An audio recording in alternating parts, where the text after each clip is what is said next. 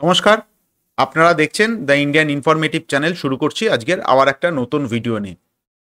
ভারতের আমকা fifth generation fighter এয়ারক্রাফটের যে ১১০ kilo Newton কি ১২০ কিলো নিউটন থ্রাস্টের যে ইঞ্জিন, সেই ইঞ্জিনের সাথে ইউরোফাইটার টাইফুনের কিন্তু একটা যোগসূত্র কোথাও না কোথাও পাওয়া যাচ্ছে। এবং ইউরোফাইটার টাইফুনকে ভারতীয় বায়ুসেনার এমএমআরসি এর যে টেন্ডারের কথা আমি আগের ভিডিওতে বলেছি, এবং যেটা কিনা আগামী বছর প্রথম দিকেই শুরু হওয়ার কথা রয়েছে, সেখানে ইউরোফাইটার টাইফুনের জেতার একটা প্রবল সম্ভাবনা দেখা যাচ্ছে। তো এটি কি জানার জন্য ভিডিওটি শেষ পর্যন্ত দেখুন। ভিডিওটি যদি ভালো লাগে তাহলে অবশ্যই লাইক করবেন এবং আমাদের চ্যানেলটিকে সাবস্ক্রাইব করবেন।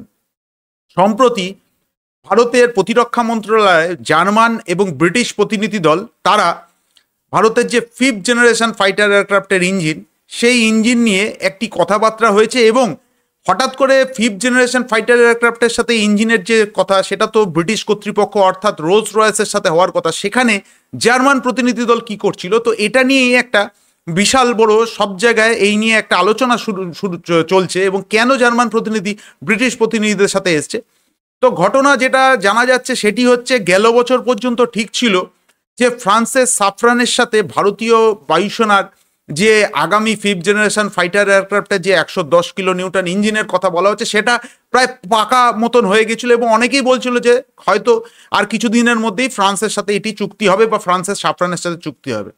কিন্তু বর্তমানে যেটি শোনা যাচ্ছে সেটি হচ্ছে ফ্রান্স প্রাথমিকভাবে ভারতকে আইপিআর অর্থাৎ ভারতে ইন্টেলেকচুয়াল প্রপার্টি দেওয়ার কথা বললেও পরবর্তী ক্ষেত্রে তারা এই দিক থেকে সরে আসে এবং ইঞ্জিনের যে টেকনোলজি, সেই টেকনোলজি ফুল কিন্তু তারা ট্রান্সফার করবে না বলে প্রাথমিকভাবে বলে দিয়েছে। তো এখন যেটা সব থেকে বড় ব্যাপার হচ্ছে ফ্রান্সের দিক থেকে সরে এসে কেন এই ফিফথ জেনারেশন ফাইটার এয়ারক্রাফটের ইঞ্জিন এতদিন চুক্তিবদ্ধ হয়নি ভারত সরকার, এখন স্পষ্ট হচ্ছে।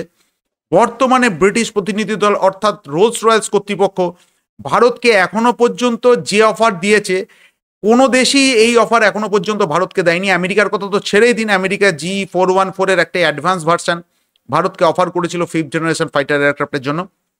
তার সাথে ফ্রান্স ছিল এবং ব্রিটিশ ছিল।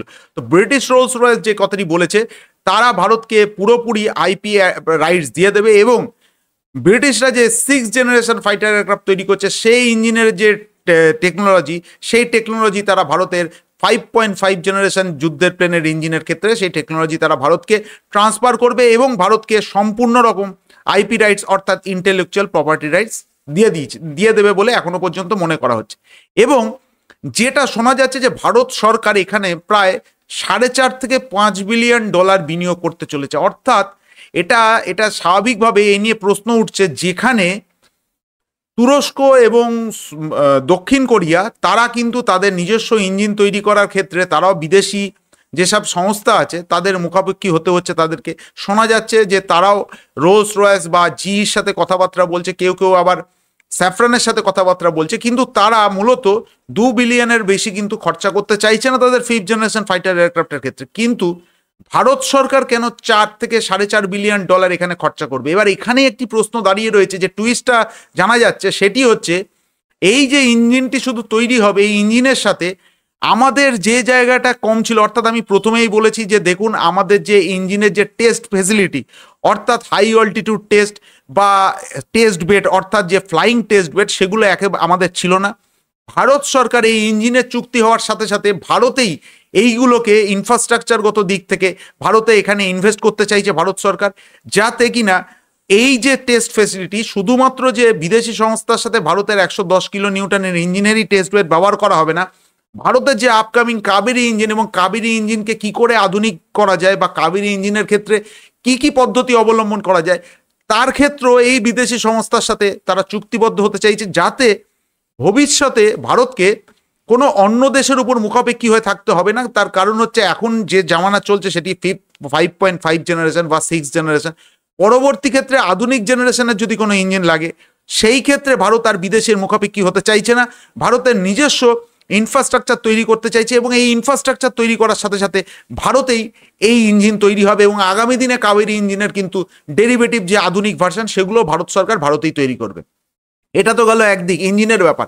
এখন কেন ইউরোফাইটার টাইফুনের কথা বলছি, জার্মান প্রতিনিধি দল ব্রিটিশ প্রতিনিধি দলের সাথে ভারতের যে মিটিং হয়েছে ভারতের প্রতিরক্ষা মন্ত্রণালয়, সেখানে বলা হচ্ছে যে ইউরোফাইটার টাইফুনের ক্ষেত্রে যেহেতু রোলস রয়েস ভারতের সাথে ইঞ্জিনে চুক্তিবদ্ধ হতে চাইছে, জার্মান এবং ব্রিটিশ কর্তৃপক্ষ চাইছে যে যদি ভারতীয় বায়ুসেনা ইউরোফাইটার টাইফুন কেনে, মূলত তারা ইউরোফাইটার টাইফুনের দাম কিন্তু ফ্রান্সের রাফেলের থেকে অনেকাংশেই কমিয়ে দিয়েছে। যেটা মুখ্য বিষয় হচ্ছে ভারতে তারা একটি এমআরও ফ্যাসিলিটি তৈরি করবে, সেটি হচ্ছে EJ-200-এর জন্য। এই EJ-200 ইঞ্জিন ভারতের তারা লোকাল পার্টনার খুঁজছে, অর্থাৎ এই EJ-200 ইঞ্জিনের যে ছোট ছোট যে ধরনের মানে একটা ইঞ্জিন তৈরি করার ক্ষেত্রে যা যা দরকার, সেই স্পেয়ার পার্টস থেকে শুরু করে সেগুলো সবই তারা ভারতে তৈরি করবে। অলরেডি তারা ভারতের অনেক বেসরকারি কোম্পানির সাথে চুক্তিবদ্ধ করার মতন পরিস্থিতিতে চলে এসছে। যদি ভারত সরকার ইউরোফাইটার টাইফুন MMRCA-তে সিলেক্ট করে, তবে ইউরোফাইটার টাইফুনের পুরো EJ-200 যে ইঞ্জিন, এক তো রোলস রয়েস বলেছে ভারতকে এই ক্ষেত্রে তারা ভালো রকম সহযোগিতা করবে, যেহেতু এই EJ-200 ইঞ্জিন কিন্তু শুধুমাত্র রোলস রয়েস করেনি, তার সাথে ইউরোপের আরও অনেক সংস্থা তৈরি করেছে। সেই সব সংস্থাও ভারতীয় বিভিন্ন বেসরকারি সংস্থার সাথে চুক্তিবদ্ধ হতে চাইছে, যাতে সাপ্লাই চেনের কোনো ইস্যু না হয়। কোনো ক্ষেত্রে যদি এরকম হয় যে কোনো দেশ যদি কোনো এই ইঞ্জিনের ক্ষেত্রে তারা যদি কোনো প্রতিবন্ধকতা সৃষ্টি করে আমেরিকার মতন, যে তাদের বলে যে সাপ্লাই চেনের ইস্যু আছে, এই স্পেয়ার পার্টস পাওয়া যাচ্ছে না, প্রথম থেকে ইউরোফাইটার টাইফুন ইউরোপিয়ান কনসোর্টিয়াম চাইছে ভারতে পুরোপুরি একটা ইকোসিস্টেম গড়ে তোলার জন্য, যাতে ইউরোফাইটার টাইফুন তৈরি এবং ইউরোফাইটার টাইফুনের ইঞ্জিনের ক্ষেত্রে ভারতকে কোনো ইউরোপ কান্ট্রির ওপরে নির্ভরশীল হতে না হয়। তো স্বাভাবিকভাবে বুঝতে পারছেন যে এই 5th জেনারেশন ফাইটার এয়ারক্রাফটের সাথে কেন ইউরোফাইটার টাইফুনের যোগসূত্রটা আরও জোরালো হচ্ছে, এবং ভবিষ্যতে যদি ফ্রান্সের রাফেলকে টপকে ইউরোফাইটার টাইফুন যদি ভারতীয় বায়ুসেনাতে অন্তর্ভুক্ত হয়, তাহলে কিন্তু আমি অন্তত অবাক হব না। তো আজকের ভিডিওটি এখানেই শেষ করছি। ভিডিওটি কেমন লাগলো অবশ্যই কমেন্টস করবেন, এবং আগামী দিনে MMRCA প্রজেক্টে ভারতীয় বায়ুসেনা কি ফাইটার প্লেন কিনতে পারে বলে আপনারা মনে করছেন অবশ্যই কমেন্টস করে জানাবেন। তো ভিডিওটি শেষ পর্যন্ত দেখার জন্য ধন্যবাদ। জয় হিন্দ।